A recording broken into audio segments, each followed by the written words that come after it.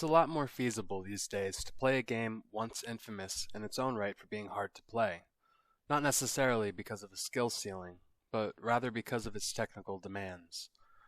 When it was released as a PC exclusive in November of 2007, there was not a commercially available GPU on the market which could run the game at its apex.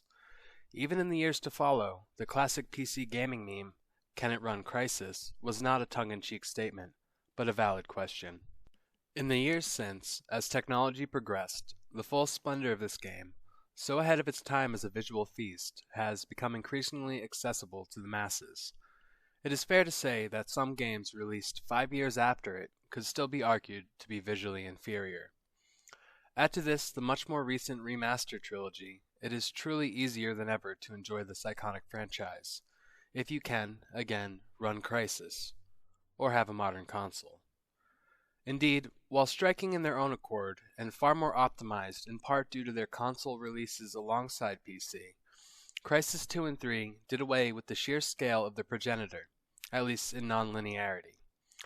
Crysis itself being a spiritual successor to the first Far Cry game, the largely open-world physics sandbox was unmistakably more impressive than its sequels from a technical point of view.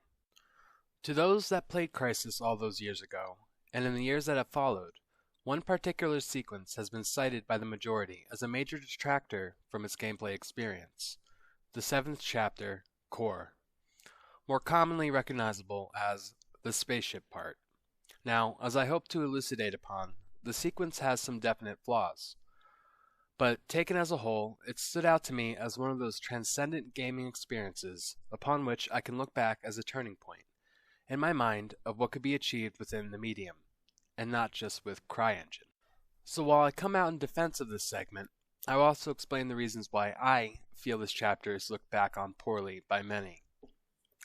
As a quick and clear disclaimer, all footage was captured on the remastered release.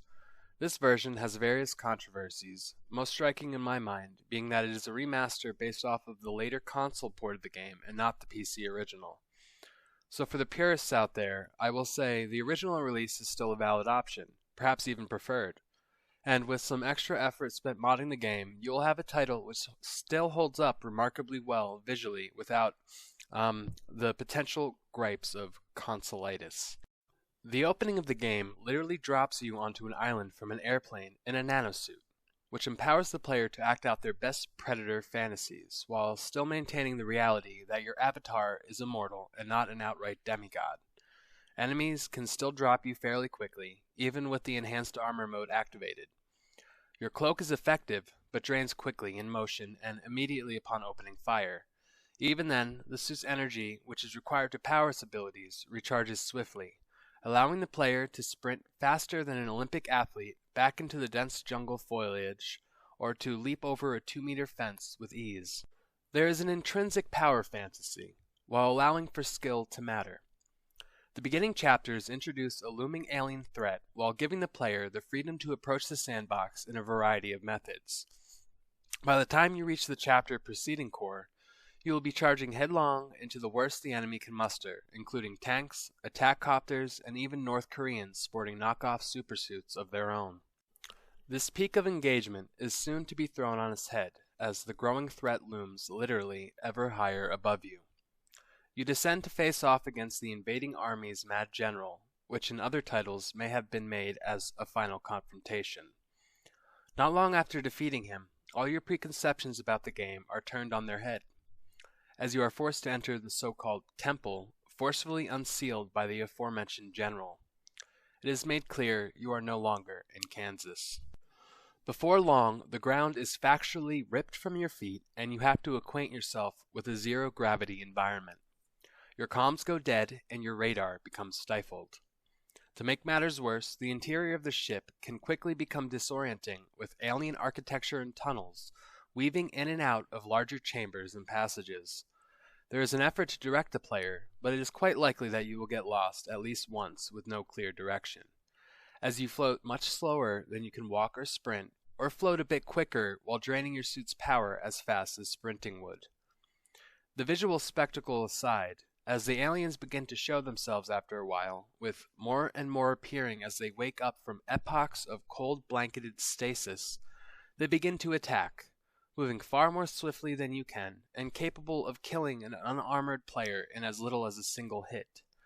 Made worse by the fact that your fuzzy radar is designed to represent a horizontal plane and not 6 degrees of movement scenario.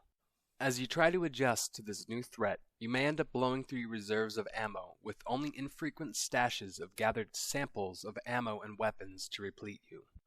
Now I must make a confession here.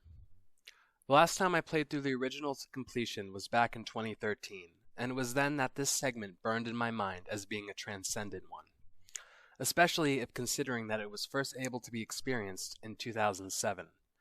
There was nothing that came close to it at the time, and now, having played the remaster, it does not match my memories.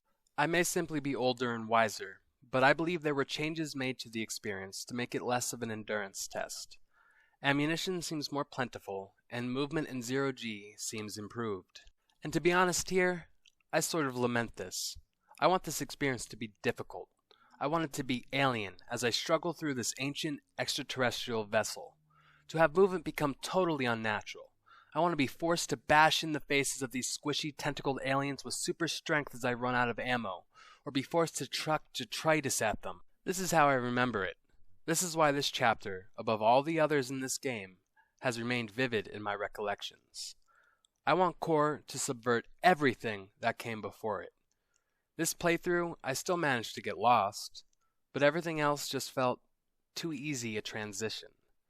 So for many potential players, this may be good news, but for some, the original may be the only recourse.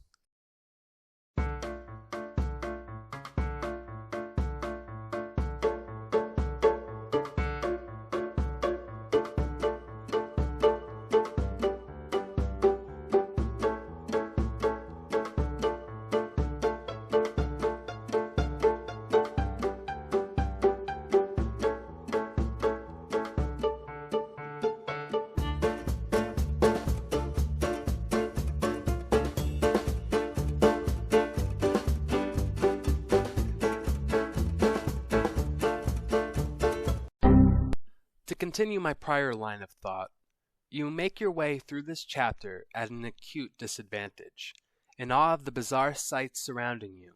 It is easy to get lost in the chiral network of biotechnology, which seemingly acts as a nervous system to the ship. By the end, having your health drop continuously dangerously low whenever an enemy strikes at you. Fearing the lack of ammo to face the ever-increasing enemy numbers. Disoriented and confused about what the game will have in store in further chapters. You will likely become desperate to escape and have your feet planted solidly back onto the ground. And with a few set pieces showcasing later threats and one last devastating ambush, it happens. Gravity returns and your radar becomes once again reliable, more clearly showing whether an enemy is in front of, behind you, or above, and not above, below, or around you all at once. But when you do reach the surface again, it is not the great green expanse you had grown accustomed to. It is now a cold, frozen, deadened place as far as the eye can see. Not only are you changed, your preconceptions shattered, but the once familiar island is once again newly inhospitable.